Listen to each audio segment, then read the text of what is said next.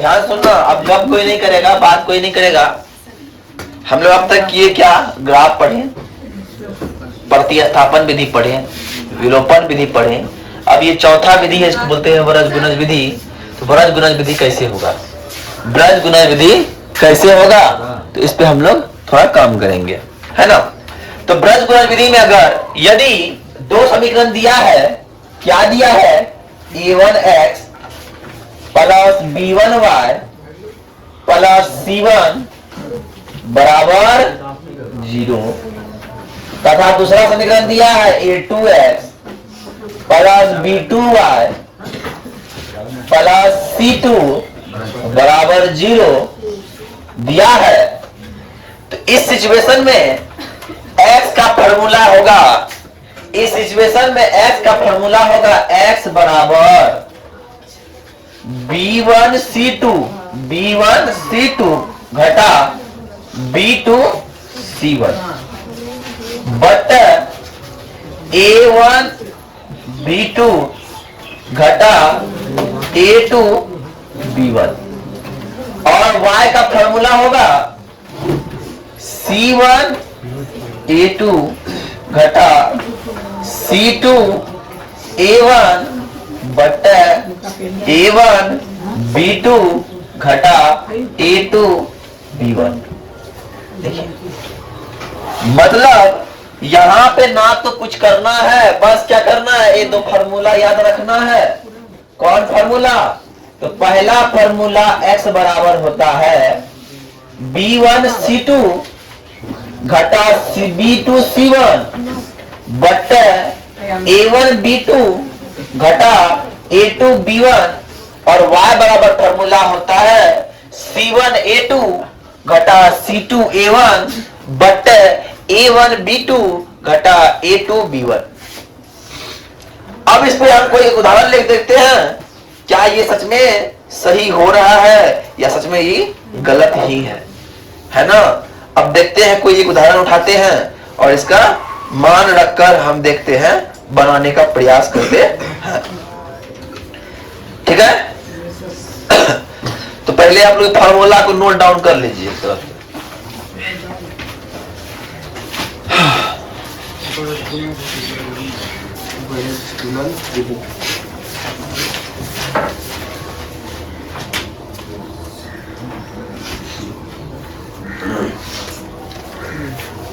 चलिए उदाहरण के लिए इक्वेशन लेते हैं, पहले उठाते हैं, एक इक्वेशन उठाते हैं उदाहरण के लिए, कोई उदाहरण के लिए इक्वेशन लेते हैं। 5x प्लस 3y बराबर 35 और 2x प्लस 4y बराबर 28। ध्यान दीजिए सब, पहला बात, समीकरण को किस तरह लाना है, बराबर 0 के फॉर्म में लाना होगा। तो बराबर 0 के फॉर्म में लाने के लिए क्या हो जाएगा, 5x प्लस 3y माइनस 35 बराबर 0। अब आते हैं, इसको फिर करना होगा क्या, 2x प्लस 4y माइनस 28 बराबर 0। अब जो पहला समीकरण का है, पहला समीकरण में जो x का पड़ोसी है उसको a1 कहेंगे, जो y का पड़ोसी है उसको b1 कहेंगे, और जो अकेले है उसको c1 कहेंगे।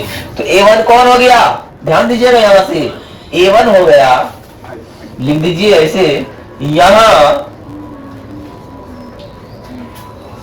a1 बराबर 5, b1 बराबर 3 और c1 बराबर माइनस 35। a1 b1 c1, कोई दिक्कत। अब आते हैं नेक्स्ट समीकरण में, a2 2 है, b2 4 है और c2 क्या है, माइनस 28 होगा। कोई दिक्कत, यहां तक किसी को परेशानी नहीं है। अब आते हैं, अब x का फॉर्मूला है, क्या है फॉर्मूला, B1 C2 घटा B2 C1 बटे A1 B2 घटा A2 B1। ऐसे है ना? अभी उतारो मत, बस देखो पहले। अब देखना है B1 खोजना है, तो B1 क्या है? 3 गुना C2 क्या है? घटा B2 क्या है? 4 गुना C1 क्या है?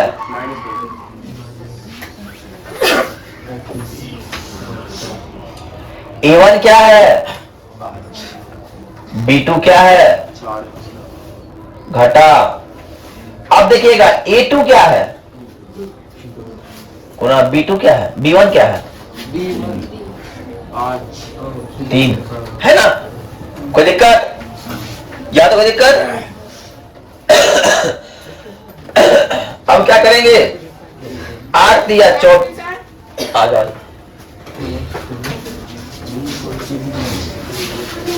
अब क्या करेंगे देखिएगा, 8 या 24 और 4 3 दूना 6 1 6 2 8 माइनस 84 हो गया। 28 या माइनस 84। अब आते हैं माइनस माइनस प्लस हो गया। 35 चौका 140 बट्टे 4 5 20 घटा 3 दूना 6। अब ध्यान दीजिएगा, 140 में 84 जाएगा, है क्या ना? 144 में क्या जाएगा? 84 जाएगा। मतलब 10 में 4 गया, 6 बच गया, और 3 में 8 गया। 8 5 13 होता, 5 बच गया, 56 हो गया, है ना? 56 बट्टे 14 और 14 चौका 56, इसीलिए x बराबर क्या हो गया? निकल गया। अब y का फॉर्मूला आपको पता है, y के फॉर्मूला से अब y बराबर क्या हो जाएगा? y बराबर है C1 A2 घटा A2 घटा C2 A1 बट्टे इसका भी वही होगा जो यहां हुआ है, A1 B2 घटा A2 B1। कोई दिक्कत? अब इसमें मिलाना होगा। C1 क्या है भैया? C1 माइनस 35 है, और गुना A2 क्या है? A2 2 है, घटा C2 क्या है? माइनस 28 है, गुना A2 क्या है? A1 क्या है? सॉरी 5 है। मिल गया? या तो कोई दिक्कत ना? और जानते हैं E इसका भी और इसका भी सेम है, तो सेम एक चीज डाल दीजिए। 5 गुना 4 घटा 2 गुना 3। आई बात समझ में? आई बात समझ में? तुमको आया समझ में? रोजगार रहता है जो 35 दूना 70 होता है। 35 दूने क्या होता है? 70। और माइनस माइनस क्या हो गया? प्लस। 25 पंच क्या हो गया? 125 और 20 घटा 6। अब 70 में तुम घटाओगे 125 को, तो क्या बचेगा? 70 में 125 घटाओगे क्या बचेगा? 55 बचेगा। 55 बट्टा 14, इसलिए y बराबर क्या हो गया? 55 बट्टा 14 आंसर। समझे? x का मान निकल गया, y का मान निकल गया। उतार लीजिए पहले, तब फिर हम लोग चैप्टर की ओर चलेंगे। ठीक है? यहां क्या बोल रहा है? p के किन मानों के लिए निम्न समीकरण युग्म का अद्वितीय हल है। और द्वितीय हल के लिए क्या था याद है तुमको? a1 बट्टा a2 बराबर नहीं है B1 बट्टा B2, हमें पता है। तो अब निकालिए A1 क्या है, जो समीकरण 1 का x का पड़ोसी है वो क्या हो गया, A1 हो गया। B1 क्या हो गया, y का पड़ोसी B1 हो गया, और जो ऐसे है वो C1 हो गया। A2 क्या हो गया, 2 हो गया। B2 क्या हो गया, 2 हो गया, और C2 क्या हो गया, 2 हो गया। अब अद्वितीय हल के लिए एक अद्वितीय हल होने पर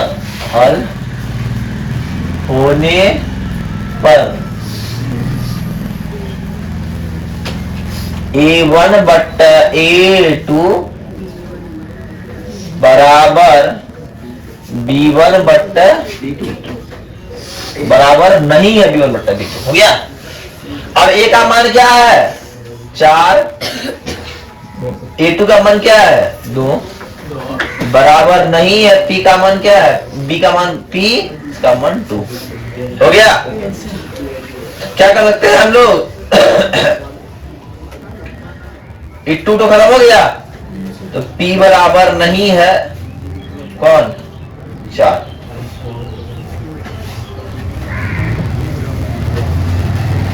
ओके सर। हाँ,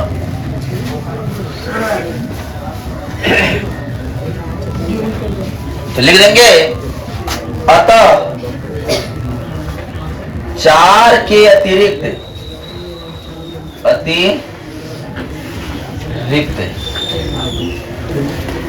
4 के अतिरिक्त P के सभी मानों में ये एक अद्वितीय हल है।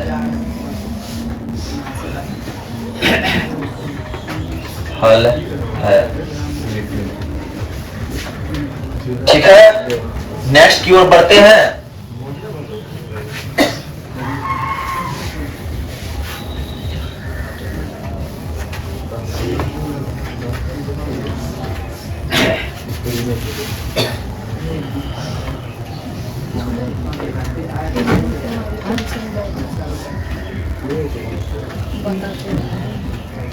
उदाहरण नंबर 16 है।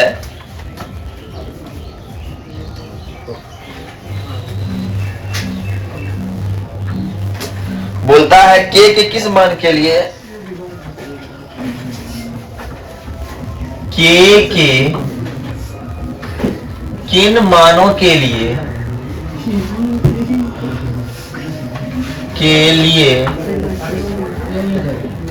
निम्न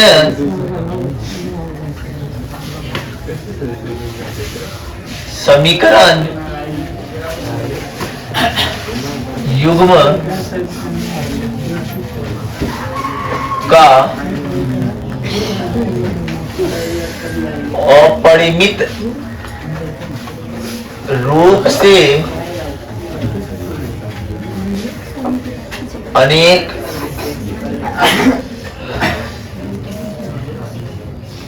हल होगा। 2 समीकरण दिया हुआ है। समीकरण कौन दिया, पहला समीकरण kx plus 3y minus k घटा 3 बराबर 0, और दूसरा दिया है 12x plus ky minus k बराबर 0 बराबर 0।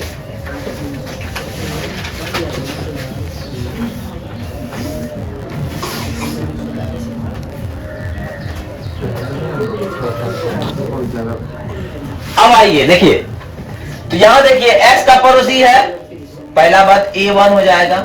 सॉल्यूशन की अगर बात करें, इसका सॉल्यूशन की अगर बात करें तो क्या होगा, A1 क्या हो जाएगा, x का पड़ोसी के, B1 क्या हो जाएगा, y का पड़ोसी 3, लेकिन ये पूरा क्या हो जाएगा, C1 हो जाएगा।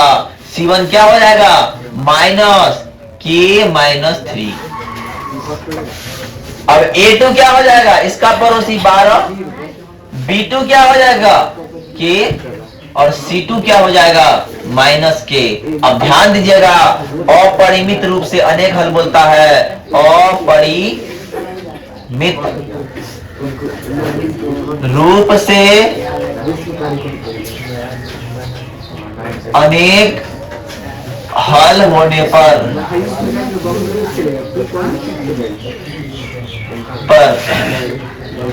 A1 बट A2 बराबर B1 बट B2 बराबर C1 बट C2। A1 क्या है, K बट 12 बराबर 3 बट K। C1 क्या है, माइनस के इंटू के बट 3 बट माइनस के। ऐसे होगा। कोई दो को उठा लेते हैं, कोई दो कॉम्बिनेशन उठाते हैं, कॉम्बिनेशन उठाते हैं अगर तो क्या हो जाता है, के गुना के स्क्वायर बराबर 36, इसलिए के बराबर अंडर रूट 36, इसलिए के बराबर 6। बस निकल गया, उसको सॉल्व करने की जरूरत नहीं है, यही निकालना था हमको, हो गया। अब ध्यान दीजिए, ब्रजगुणज विधि से हमको सॉल्व करना है। यहाँ प्रश्न है 3.5 का 1 नंबर का प्रश्न क्या है, तो प्रश्न बोल रहा है निम्न रैखिक समीकरण युग में एक अद्वितीय हल है, किसका कोई हल नहीं है या किसका एक परिमित रूप से अनेक हल है। अब पता करना है, हम बताए थे कि A1 बट्टा A2 हो जाए बराबर नहीं है B1 बट्टा B2। इसका मतलब क्या है, एक अद्वितीय हल है, एक अद्वितीय हल है। और बताए थे A1 बट्टा A2 बराबर B1 बट्टा B2 और बराबर नहीं है C1 बट्टा क्या होता है, क्या होता है, बराबर नहीं है C1 बट्टा से क्या होता है, संपाती होता है, समांतर होता है। अभी भी कंफ्यूज बताओ, संपाती और समांतर होता है। सब बराबर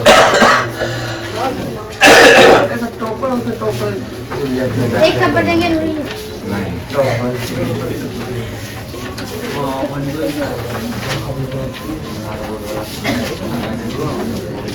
जब तीनों बराबर हो जाए तो अनेक हल होगा, और अनेक हल कब होगा, जब संपाती होगा।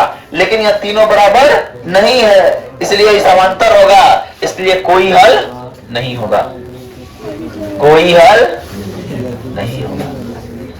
और जब तीनों बराबर हो जाए, A1 बट्टा A2 बराबर B1 बट्टा B2 बराबर C1 बट्टा C2, इसका मतलब का अनेक हल होगा, अनेक बार क्रॉस करेगा, अनेक हल होगा। ये लिखवाए हुए हैं, समझाने के लिए दिए। अब प्रश्न संख्या 1 में क्या दिया हुआ है, प्रश्न संख्या 1 में क्या दिया हुआ है, प्रश्न संख्या 1 में दिया हुआ है, देखिए क्या दिया हुआ है, x माइनस 3y माइनस 3 बराबर 0 और 3x माइनस 9y माइनस 2 बराबर 0 है ना। अब ध्यान देखिएगा, जो समीकरण 1 का x का पड़ोसी है उसे बोलते हैं A1। तो x के बगल में कोई दिख रहा है, नहीं दिख रहा है, हमको तो 1 दिख रहा है।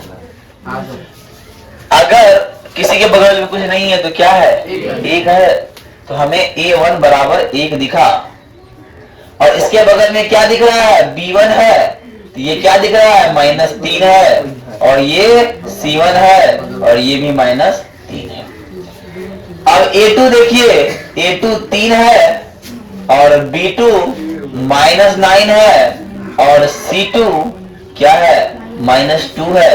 अब आते हैं, हम लोग करते हैं A1 बट्टा A2, तो क्या आता है, 1 बट्टा 3। हम लोग करते हैं B1 बट्टा B2, तो क्या आता है, माइनस 3 बट्टा माइनस 9 बराबर 1 बट्टा 3। और हम लोग करते हैं C1 बट्टा C2, तो माइनस 3 बट्टा माइनस 2 आता है। यहां से क्या पता चलता है, यहां से पता चलता है कि A1 बट्टा A2 है बराबर B1 बट्टे B2 है, बराबर नहीं है C1 बट्टे C2। ये कौन क्राइटेरिया फॉलो करता है? ये इस तरह पता है, तो कोई हल नहीं है। जब कोई हल नहीं होगा तो एक्स वाई का मान नहीं है, कोई हल नहीं होगा। जब कोई हल नहीं होगा तो एक्स वाई का मान निकालना नहीं है, छोड़ देंगे निकल के। अब आते हैं नंबर 2 की बात करते हैं। अब आते हैं हम लोग नंबर 2 की बात करते हैं। नंबर 2 की बात करने के लिए क्या करेंगे?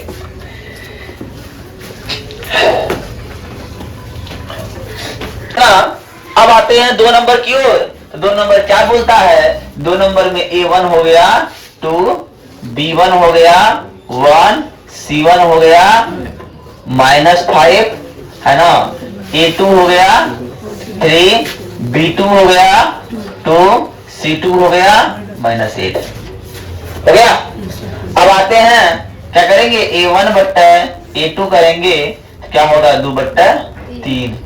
B1 बट्टा B2 करेंगे तो क्या होगा? 1 बट्टा 2। C1 बट्टा C2 करेंगे तो क्या होगा? -5 बट्टा -8। यहां से क्या आ रहा है? यहां A1 बट्टा A2 बराबर नहीं है B1 बट्टा B2। एक और द्वितीय हल है। जब एक और द्वितीय हल है, इसका मतलब एक बार क्रॉस करेगा, इसलिए x और y का मान निकलेगा। तो x और y का मान निकलेगा तो अब x का फॉर्मूला लगाएंगे हम लोग। क्या लगाएंगे? तो अब करेंगे x बराबर फॉर्मूला मेरे पास है। x बराबर फॉर्मूला है B1 C2 घटा B2 C1 बटा A1 B2 घटा A2 B1। यही है। अब आते हैं B1 क्या है? B1 1 है, गुना C2 क्या है? -8 है, घटा B2 क्या है? तो B2 2 है, और गुना C1 क्या है? C1 -5 है ना। बट्टे का बट्टर हो गया। अब देखिए A1 B2, तो A1 2 है और B2 भी 2 है, घटा A2 B1 3 है, गुना 1 है। देखिएगा तो सब सॉल्व करते हैं तो क्या होता है? -8 माइनस माइनस प्लस 10 हो गया, बट्टे 4 घटा 3 बराबर 2 बट्टे 1 बराबर 2। इसलिए x बराबर कितना निकल गया? 2। अब y का फॉर्मूला लगाइए। y बराबर फॉर्मूला हमको पता है क्या है? C1 A2 घटा A2 C2 A1 बट्टे A1 B2 घटा B2 A2 B1। Any problem? अब आते हैं C1 क्या है? तो C1 -5 है, गुना A2 क्या है? A2 3 है, घटा C2 क्या है? C2 -8 है, गुना A2 क्या? A1 क्या है? A1 2 है, और देखिए ये हो जाएगा 2 गुना 2 घटा 3 गुना 1। 5 दिया 15 -15 माइनस माइनस प्लस 8 दूना 16 बट्टे 4 बट्टे घटा 3 हो गया। अब आते हैं तो कितना बचता है? 1 बट्टे 1 बराबर 1। इसलिए y बराबर क्या वैल्यू निकल गया? 1। x का मान 2, y का मान 1 निकल गया। ये है वरज गुणज विधि। कोई दिक्कत? देखिए ये करने हमको बोल रहा था, हम करके दिखा रहे हैं। अगर नहीं करने बोले नहीं बोलेंगे, सवाल बोल रहा है करके देखिए। अगर अद्वितीय हल है तो उसका निकालिए, अगर नहीं है तो नहीं निकालिए, है ना। इसलिए उतारिए फटाफट। नंबर क्या है? पता करना है कि पहले ये अद्वितीय हल है या फिर नहीं है। जो अद्वितीय हल नहीं है उसका हमको x y का मान नहीं निकालना है ना। तो इसका देखिए A1 क्या हो जाएगा? A1 बराबर 3, B1 बराबर -5 और C1 बराबर -20। क्या के बराबर किस बराबर बचना है ना, इसलिए A2 बराबर 6, B2 बराबर -10 और C2 बराबर -40। Any problem? देन अब करना क्या है, A1 बट्टा A2 मतलब 3/6 बराबर 1/2। अब फिर B1 बट्टा B2 -5/-10 that means 1/2 and also C1 बट्टा C2 is -20/-40 is 1/2। यहाँ क्या हो रहा है, यहाँ हो रहा है कि A1 बट्टा A2 हो रहा है और B1 बट्टा B2 हो रहा है और C1 बट्टा C2 हो रहा है। इसका मतलब क्या है, ये समपाती है और समपाती है, इसका कोई हल नहीं, अनेक हल होगा, अनेक हल होगा। और जब अनेक हल होगा तो x y का मान नहीं निकलेगा, अनेक हल होगा, हो गया।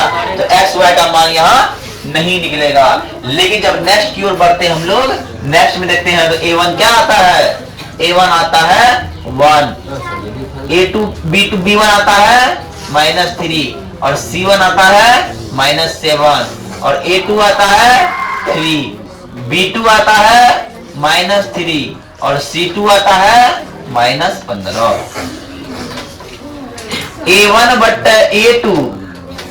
बट्टा A2 बराबर 1/3, B1 बट्टा B2